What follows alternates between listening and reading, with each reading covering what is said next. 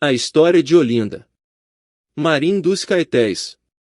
Em 1534, a coroa portuguesa instituiu o regime de capitanias hereditárias, onde a capitania de Pernambuco foi entregue ao fidalgo português Duarte Coelho, que tomou posse de sua capitania desembarcando em 9 de março de 1535 na feitoria fundada em 1516 entre Pernambuco e Itamaracá.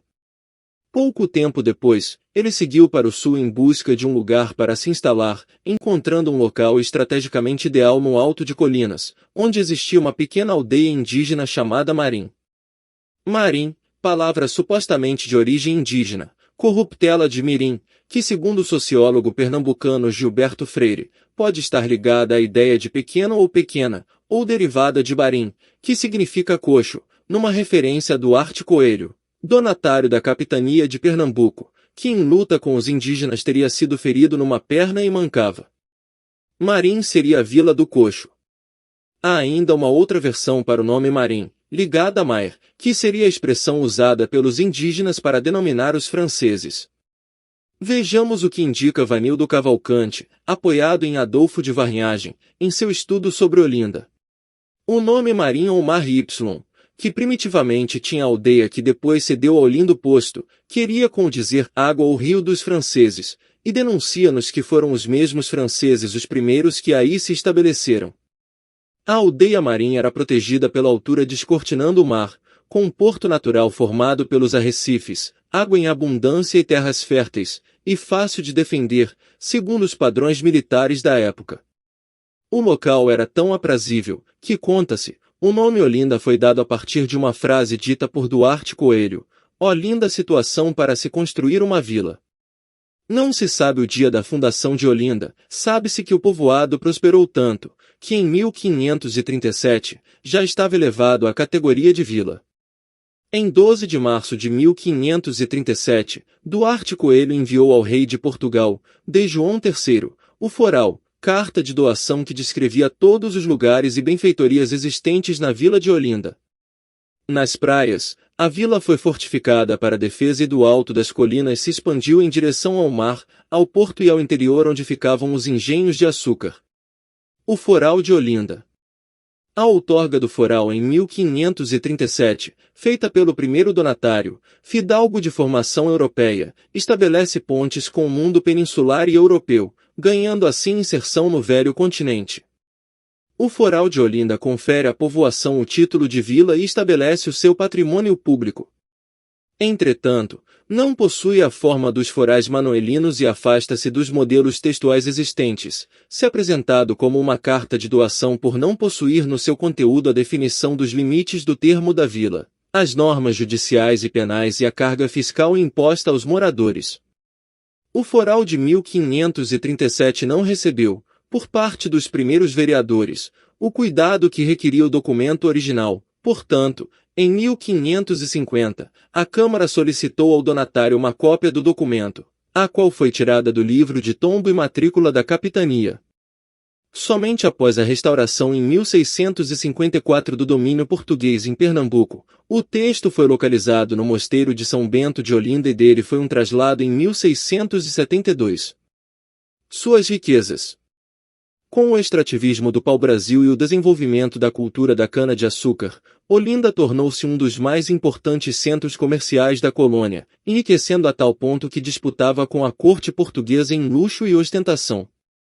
O traçado urbano da vila configurou-se, ainda no século XVI, com a definição dos caminhos e com a ocupação dos principais promontórios pelos religiosos.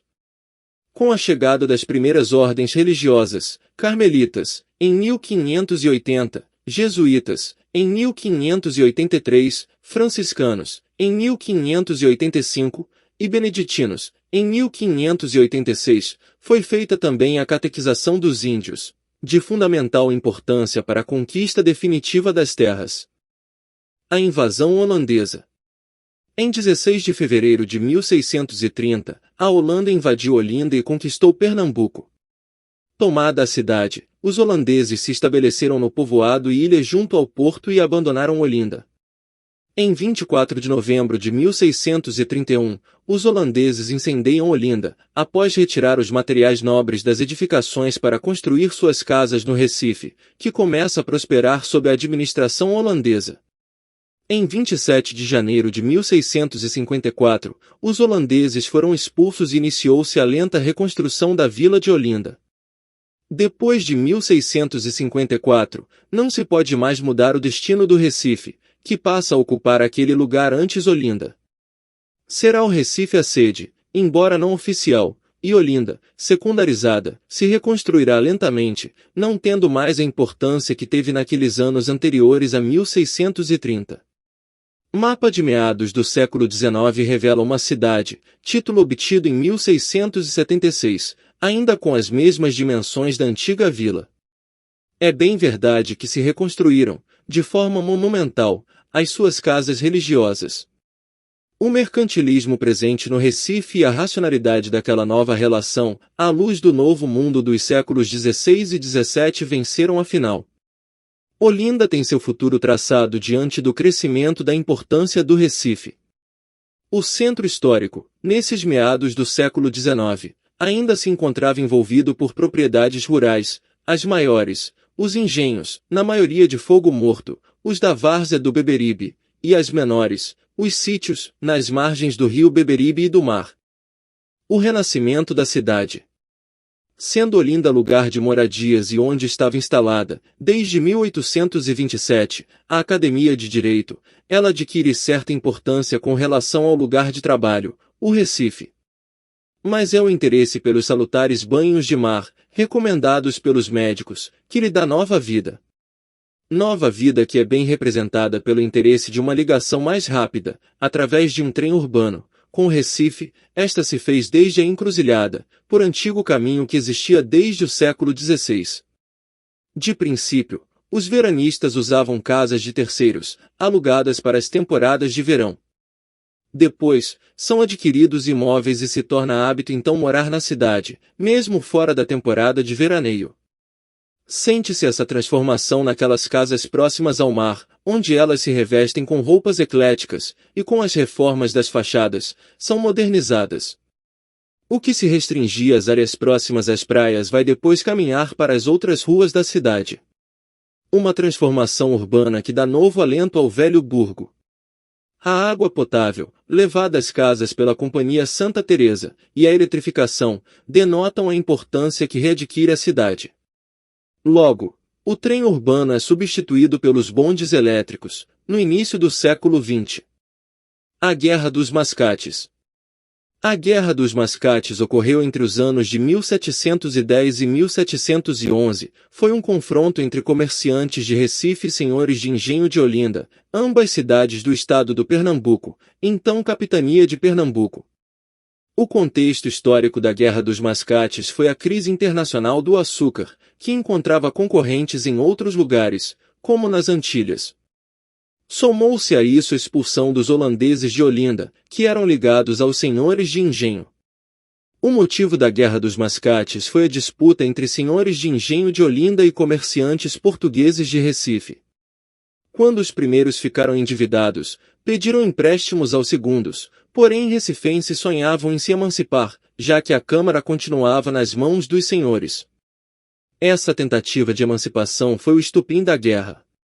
O nome mascate diz respeito a comerciantes que vendem produtos variados de casa em casa. É também o nome de uma cidade árabe, de onde vieram muitos dos descendentes comerciantes portugueses que eram assim designados pelos senhores de engenho de Olinda como mascates, de maneira pejorativa. A Guerra dos Mascates se deu com uma primeira vitória de Olinda para que, na sequência, perdesse batalhas para os recifenses, que a venceram no final. No fim da guerra, muitos olindenses foram presos, Recife passou a ser a sede administrativa da capitania e o interventor Félix José de Mendonça, nomeado pela coroa portuguesa, passou a governá-la. Olinda e seus feriados.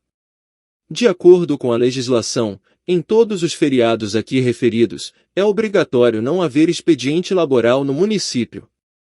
12 de março, aniversário da cidade, é a data magna da cidade. Fundada em 1535 por Duarte Coelho Pereira, donatário da capitania de Pernambuco, Olinda foi oficialmente reconhecida como vila em 12 de março de 1537. Nesta data, a cidade festeja toda a sua riqueza histórica e cultural desde seu surgimento. A festa é uma expressão das tradições culturais, religiosas, dos artistas e artesãos, no cenário dos casarios e igrejas, datados dos séculos XVIII e XIX. Olinda é considerada uma das cidades coloniais mais bem preservadas do país.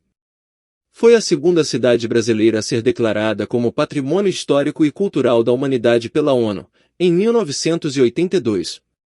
6 de agosto, São Salvador do Mundo, padroeiro de Olinda. No dia 6 de agosto, Olinda comemora o Dia de São Salvador do Mundo, também proclamado padroeiro da cidade. A data religiosa celebra a ocasião na qual Jesus Cristo se transfigurou em imagem luminosa e apareceu para os apóstolos Pedro, Tiago e João. O dia é marcado por festejos religiosos como missas, romarias, procissões, repicar de sinos entre outras. São Salvador do Mundo. A imagem de São Salvador do Mundo na Catedral da Sé de Olinda traz Jesus segurando um globo terrestre tendo uma cruz fincada, que representa o mundo cristão. Essa simbologia religiosa é adotada por Olinda como símbolo da cidade, estando presente nas bicas, marcos e lugares públicos. 10 de novembro, primeiro grito de República no Brasil. Considerada precursora da proclamação da República, Olinda, há mais de 300 anos, exatamente no dia 10 de novembro de 1710, deu o primeiro grito em defesa da independência nacional, proferido pelo capitão Mor Bernardo Vieira de Melo, responsável pelo recrutamento das tropas de terceira linha da cidade. Este fato representa um importante marco para a cidade, o Brasil e as Américas, já que foi realizado antes da Inconfidência Mineira, 1789, e até mesmo da Revolução Americana, 1776. A data, além de ser feriado na cidade, é festejada com desfile cívico que acontece pelas ruas do sítio histórico. Tradicionalmente, os olindenses mobilizam-se para prestigiar a mobilização cívica de estudantes de escolas das redes municipal, estadual e particular, escolas militares, exército, aeronáutica, marinha, polícia militar, corpo de bombeiros, guarda municipal, SAMU, grupos de escoteiros, entidades sociais, agremiações carnavalescas entre outros. Olinda e seus dados. Olinda é a terceira maior cidade de Pernambuco, abriga uma população de 397.268 habitantes, dados do IBGE de 2009. A cidade detém uma taxa de densidade demográfica de 9.122,11 habitantes por quilômetros quadrados, a maior do estado e a quinta maior do Brasil. Dos seus 43,55 km² de extensão territorial, 9,73 km² fazem parte das EPEC, Zonas Especiais de Proteção Cultural e Urbanística, com 1,89 km² das EPEC-1, Sítio Histórico, e 7,84 km² do entorno do Sítio Histórico. Olinda possui uma área urbanizada de 36,73 km², correspondente a 98% do município, e 6,82 km² de área rural, o que faz dela uma cidade eminentemente urbana. Seus símbolos.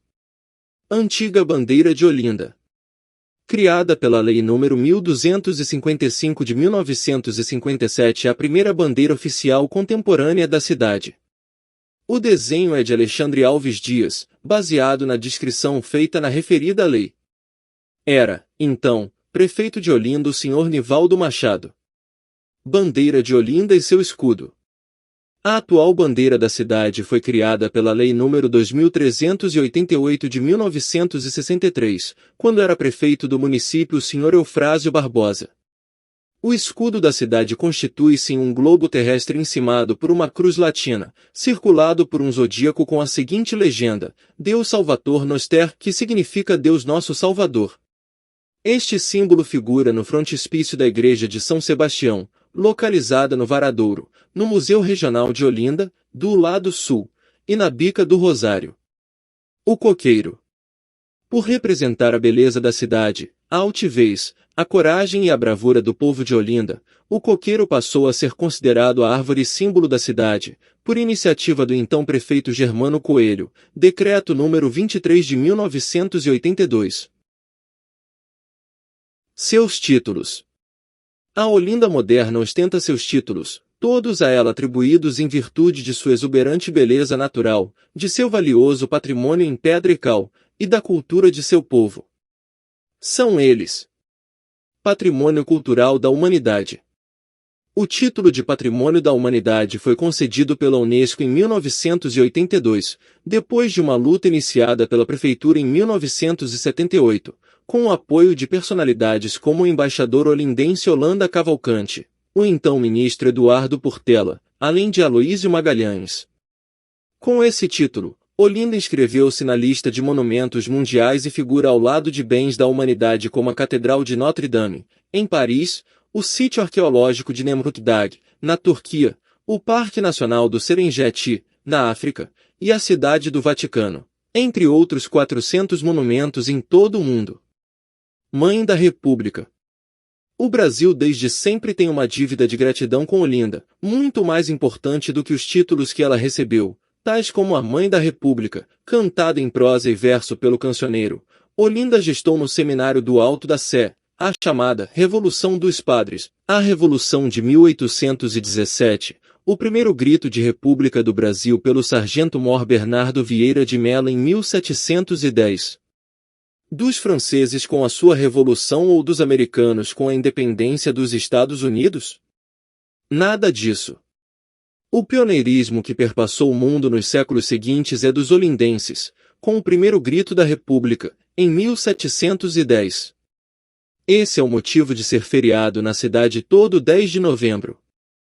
Pois não basta ter as casas e ladeiras mais charmosas do mundo, a Marim dos Caetés também é palco de um símbolo que comprova o fervor revolucionário que pulsa nas veias dos pernambucanos. É importante destacar que neste período o Brasil era uma colônia de Portugal e que o termo república quer dizer coisa pública. O fato olindense foi proclamado pelo capitão Mor Bernardo Vieira de Mello. Ele, como vereador, deu o primeiro grito de República do Brasil, no Senado da Câmara de Olinda, próximo de onde hoje funciona o Mercado da Ribeira, no bairro do Carmo. O local ainda conta com ruínas que ajudam a contar esse legado. Na época aumentava a tensão entre os senhores de engenho, em Olinda, que estavam em crise após a saída dos holandeses, e os comerciantes portugueses, no Recife. Fato que ainda motivou a Guerra dos Mascates, que acabou por consolidar o domínio dos interesses de Portugal em Pernambuco. Mesmo não tendo obtido êxito no intuito principal, o primeiro grito tornou a cidade patrimônio Mãe da República. Primeira capital brasileira da cultura. O título foi concedido em 2005 pela ONG Capital Brasileira da Cultura, depois de campanha popular realizada durante 2 meses. A conquista retratou um esforço da prefeitura e de toda a sociedade. Mais de 11 mil pessoas e entidades declararam oficialmente seu apoio à candidatura da cidade. Com o título, conferido pela primeira vez, a cidade foi, durante todo o ano de 2006, centro das atenções nacionais e internacionais, como o principal destino turístico-cultural do Brasil. Monumento Nacional, Lei Federal nº 6.863, de 26 de novembro de 1980, Lei Fernando Coelho. O título foi atribuído a Olinda durante o governo militar do presidente João Figueiredo e serviu para respaldar o encaminhamento à Unesco do processo de concessão do título de Patrimônio Cultural da Humanidade. Cidade Ecológica, Decreto Municipal número 23, de 29 de junho de 1982. O título de cidade ecológica foi conferido a Olinda pelo então prefeito Germano Coelho, tendo em vista as várias áreas verdes existentes na cidade, tais como o Horto de El Rei, um dos primeiros jardins botânicos do país, o Bosque de Coqueiros, situado na entrada da cidade, com mais de 10 mil mudas, a Mata de Passarinho, além de outros sítios de preservação do verde. O dia 4 de outubro, dia de São Francisco de Assis, patrono da ecologia, é dedicado à comemoração do título e à exaltação ao coqueiro.